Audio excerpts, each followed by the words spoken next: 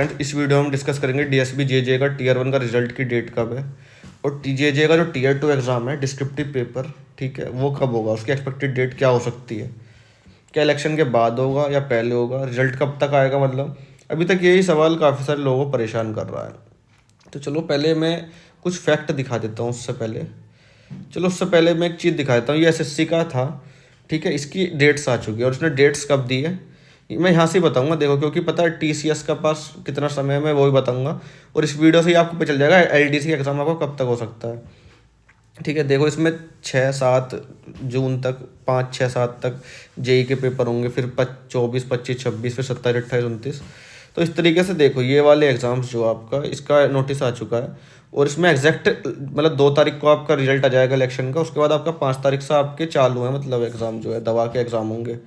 ये एक एनएचबी का वो आया था, ठीक है। ये भी देखो इसमें लिख रखा है कि एग्ज़ाम जो रिजल्ट आएगा, declaration of all on going result engagement, ठीक है, ये सब जो है रिजल्ट के इसका बाद आएगा। क्या इस पर डीएसपी का कोई फ़र्क पड़ेगा, ये चीज़ें बताऊंगा मैं। देखो चलो सबसे पहले ये कर लेता हूँ बात में टीयर 1 का जो आपका रिजल्ट है वो कब तक आएगा और लास्ट टाइम कब आया था डीएसपी का। देखो तो लास्ट टाइम पता है कब आया था आपका, 8 से लेकर 10 दिन के अंदर रिजल्ट आ गया था आंसर की आने के बाद। पूरी बात समझना मेरी को। लेकिन उस साल क्या था ना, कोविड आ गया था, तो इस वजह से ऑलरेडी एग्ज़ाम इतना डिले हो चुका था, ठीक है। तो कोविड एक अलग चीज़ हो गई, इलेक्शन एक अलग चीज़ हो गई, ठीक है। दोनों ने डिले कराया एग्ज़ाम को, ठीक है, ये चीज़ तो आपको माननी पड़ेगी। अब देखो आपका कब तक आ सकती है आंसर की।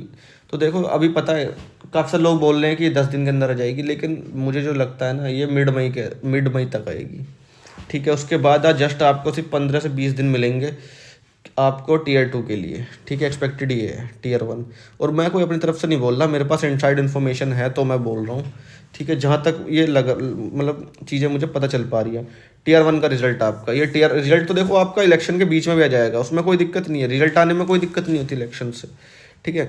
बस हाँ एग्ज़ाम कंडक्ट कराने में दिक्कत होती है। आपको पता है सीडीएस का जो एग्ज़ाम होता है यूपीएससी सीडीएस, अभी एक हफ्ते बाद है, मतलब 8 से 10 दिन बच रहे हैं सिर्फ, ठीक है। अभी इलेक्शन से पहले ले रहे हैं, वो अभी तक पोस्टपोन नहीं हुआ है, ठीक है। मगर ये डीएसपी का थोड़ा अलग मामला है, तो ये जरूर पोस्टपोन हो जाएगा। देखो तो आपको पता है डिस्क्रिप्टिव पेपर किस तरीके से आ सकता है। तो देखो एक चीज़ तो ये हो गई, आपको आंसर की मतलब क्वेश्चन भी साथ में मिल जाएगा और आपको लिखना पड़ेगा, एक तरीका तो ये हो सकता है। देखो अभी तक पता नहीं है कि कैसा आएगा डिस्क्रिप्टिव पेपर, किसी को नहीं पता, क्योंकि जो आपका लास्ट रिक्रूटमेंट था उसमें डिस्क्रिप्टिव पेपर हुआ नहीं था। आपका पहले क्वालिफाइंग एग्जाम हुआ था टीयर 1 जो अभी आपका हुआ है, जिसके आंसर की आई है। उसके बाद जस्ट आपका टाइपिंग टेस्ट के बाद इंटरव्यू लेके सीधा उन्होंने उसके अकॉर्डिंग आपका सीधा रिजल्ट दे दिया था। क्योंकि एक तो टाइपिंग टेस्ट में बच्चे बहुत कम पास हुए थे, उन्होंने सीरियसली नहीं लिया था इस एग्ज़ाम को, ठीक है। जैसे ये ऐसे हुआ तो इसमें नीचे जगह मिल जाएगी। बाकी ऐसा भी हो सकता है, देखो अभी एक भाई ने दिया था, एक कमेंट आई थी मेरे पास कि डीएसबी का था वो ट्रैफिक का कुछ था, मतलब मैनेजर का, तो उन्होंने उसमें डिस्क्रिप्टिव होता है, तो उन्होंने बताया था कि उसमें ऐसा था कि सीबीटी कंप्यूटर पे क्वेश्चन दिखा रखे थे और आपको सीट्स मिल रही थी, सीट्स में आपको लिखना था उसका आंसर, जैसे ऐसे लिखना होता है, और कंप्यूटर पे क्वेश्चन था। ऐसा भी हो सकता है, देखो अभी लेटेस्ट में हुआ है वो एग्ज़ाम, ठीक है। चलो ये भी एक तरीका हो गया, ठीक है। अब देखो कौन सी बुक से प्रिपरेशन करनी चाहिए, ये वाली बुक भी अच्छी है, इसकी पीडीएफ बताऊंगा कहाँ मिलेगी मुझे। अभी आपको पता चलेगा कि ये पीडीएफ आपको फ्री में कहाँ मिलेगी, कोई खरीदने की ज़रूरत नहीं है। मेरे चैनल पे आए तो आपको पैसा खर्चा करने की ज़रूरत नहीं है, आपका भाई आपका फ्री में काम कराएगा सारा। और देखो एसपीए की कोई तैयारी कर रहा है या फिर जेजे का भी एक हो सकता है कि ये ग्रामर यहाँ से पोर्शन जो है काफ़ी सारा, देखो इस तरीके से ही पूछा जाएगा जैसे इसमें दिखा रखा है। तो इसमें जैसे वन वर्ड सब्स्टिट्यूशन पूछ लेंगे आपसे, एक्टिव पैसिव पूछ लेंगे, तो सीधा सीधा आपको आंसर लिखना पड़ेगा उसका, ठीक है। को क्वेश्चन उतारने की जरूरत नहीं है आपको, जैसे फिल इन द ब्लैंक्स है तो सीधा उसका आंसर लिखना पड़ेगा सही क्वेश्चन नंबर डाल के, ठीक है। ये चीज़ हो गई। तो आप देख लेना ग्रामर का, देखो कैसा पोर्शन आता है, देखो तो इस तरीके से पूछ लेंगे, सेकंड फॉर्म पूछ लेंगे, ठीक है, थर्ड फॉर्म पूछ लेंगे, एंटोनिम सिनोनिम हो गए ये पूछ सकते हैं, करेक्ट कराने के लिए पूछ लेंगे सेंटेंस को, ठीक है। तो ग्रामर में ये पोर्शन आता है, असर्टिव टू इंट्रोगेटिव कन्वर्ट करा लेंगे आपसे। तो ये मैं सब चीज़ आपको दिखा रहा हूँ ताकि आपको एक ग्रामर का भी आइडिया लगे। पता लोगों ने सिर्फ ऐसे के बारे में बात करें डिस्क्रिप्टिव में, कोई ग्रामर के बारे में बात ही नहीं कर रहा, लेकिन आपको पता है कि आपका भाई आपके लिए कंप्लीट वीडियो लाता है हमेशा, ठीक है। तो आपको चैनल सब्सक्राइब कर लेना चाहिए, तो कि अगर आपको चलो जेजे का एग्जाम भी अच्छा नहीं गया या फिर कोई दिक्कत आ जाती है इसमें, तो आपके पास एलडीसी की अपॉर्चुनिटी है, लोअर डिवीजन क्लर्क की, जूनियर असिस्टेंट का एग्जाम बच रहा है, एमटीएस का है, पियोन का है, अर्दली का है, लाइब्रेरियन का है, बहुत सारे। और अभी जल निगम में आने वाला है। और पता है एलडीसी ने वो एलजी ने क्या कहा है, लेफ्टिनेंट गवर्नर ने, उन्होंने ये कहा कि दिसंबर तक उन्हें भर्ती पूरी चाहिए, ये वाली जितनी निकल रही है इस समय। अभी और भर्ती आएंगी, जल निगम में भी आ रही है भाई साहब, डीएसपी वो भी कराएगा। तो आप चैनल को सब्सक्राइब कर लो। इस बार आपके भाई की जिम्मेदारी है आपकी गवर्नमेंट जॉब लगवाने की, ठीक है। क्योंकि जो सब्सक्राइब करेगा ना तो उसके पास देखो एक अलग ही फील्ड वो होगा, देखो कि मैं अभी चीज़ें को और समझाऊंगा, क्योंकि मेरे पास ना नॉलेज है। नॉलेज के साथ साथ मेरे एक एक दोस्त थे जिनका इसमें सिलेक्शन हुआ था, appointment for the post of junior judicial assistant, जिस पोस्ट का भी आप एग्जाम देखा है, जिसका भी आपने आंसर की चेक किया है, ठीक है, डिस्ट्रिक्ट और सेशन कोर्ट में, ठीक है। तो उनका अपॉइंटमेंट हुआ था, उन्होंने मुझे पूरी पूरी इंटरव्यू तक की मुझे चीज़ें बताई हैं। तो यार मैं इंटरव्यू के अलग से वीडियो बनाऊंगा, तो चैनल को सब्सक्राइब कर लेना यार। देखो बिना चैनल सब्सक्राइब किए मत जाना, और मेरी वीडियो वहीं तक पहुंचेगी जिन जो चैनल को सब्सक्राइब करके जाएगा, ठीक है। क्योंकि मेरे चैनल की इतनी रीच नहीं है यार, अभी बहुत छोटा चैनल है मेरा, मगर मैं कंटेंट जेन्युइन देता हूँ हमेशा। तो देखो ऐसे लिखने से पहले देखो आपको चीज़ें समझनी पड़ेंगी। ऐसे 3 चीज़ों में डिवाइड होता है, इंट्रोडक्शन, बॉडी और आपका कंक्लूजन। ये आपको पता होगा, कभी आपने लिखने की कोशिश करी होगी। तो सबसे पहले देखो आप ऐसे स्टार्ट इस तरीके से करना कि जो अगर जो चेक करने वाला पढ़ेगा ना तो उसे उसका अटेंशन ग्रैब हो। कहने का मतलब ये है कि इस तरीके से आपको स्टार्ट करना है कि उसको ये लगे कि यार स्टूडेंट में दम है, ठीक है। चाहे तो आप डायलॉग का इस्तेमाल कर सकते हो, क्योट का इस्तेमाल कर सकते हो, कोई एक सिंपल एक लैंग्वेज में, मतलब आप उसका इस तरीके से करना कि उसको पढ़ने के बाद आगे पढ़ने की इच्छा उसके अंदर जगे, ठीक है। उसके बाद आता है आपका बॉडी। उसमें आपको मेन आइडिया को डिस्कस करना है कि अगर एग्जांपल ग्लोबल वार्मिंग के ऊपर आ गया तो ग्लोबल वार्मिंग क्या होती है, उसके बारे में पूरी तरीके से क्या फ़ायदे हैं क्या नुकसान है। देखो तो आपको हमेशा पॉजिटिव वे में उसको जो है समझाना है, चीज़ों को नेगेटिव लेके नहीं चलना है। अपना कोई ओपिनियन दे सकते हो, ठीक है। इस तरीके से बॉडी का पार्ट हो गया।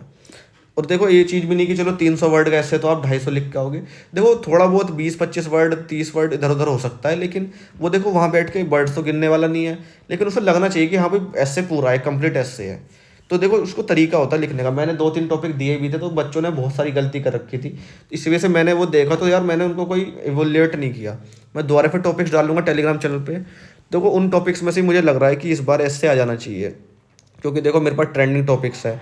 इलेक्शंस हो रहा तो इलेक्शन पर टॉपिक आ सकता है, ठीक है। बाकी और चीज़ें के ऊपर भी आ सकता है। तो देखो मेरा घर थोड़ा हाईवे पे है, तो अगर कोई ट्रैफिक की आवाज़ आ रही है तो देखो आप इग्नोर करना।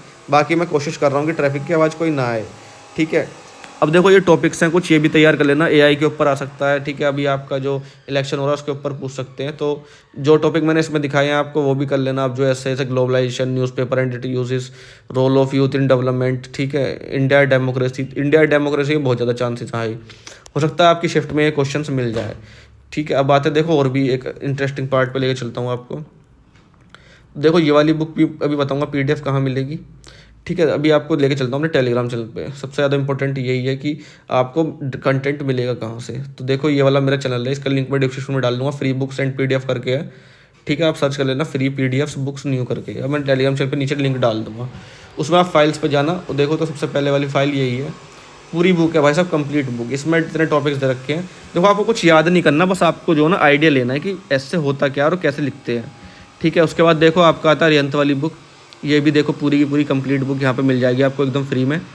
तो देखो अगर चैनल पे आप नए हो ना, देखो इतनी मेहनत आपके लिए कोई नहीं कर रहा होगा भाई साहब। और उस वाली पीडीएफ जो किरण वाली बुक है ना, उसकी पीडीएफ भी मैं टेलीग्राम चैनल पे आज डाल दूंगा शाम तक, तो आप जाके ज्वाइन हो जाइए, ठीक है। वो पीडीएफ मेरी तैयार कर ली है। इससे पहले मैंने एक वीडियो में दिखाई भी थी, तो काफ़ी सारे लोग बोल रहे थे कि यार ब्लर आ रही है स्क्रीन शॉट्स, तो मैंने वो वीडियो पीडीएफ बना ली है।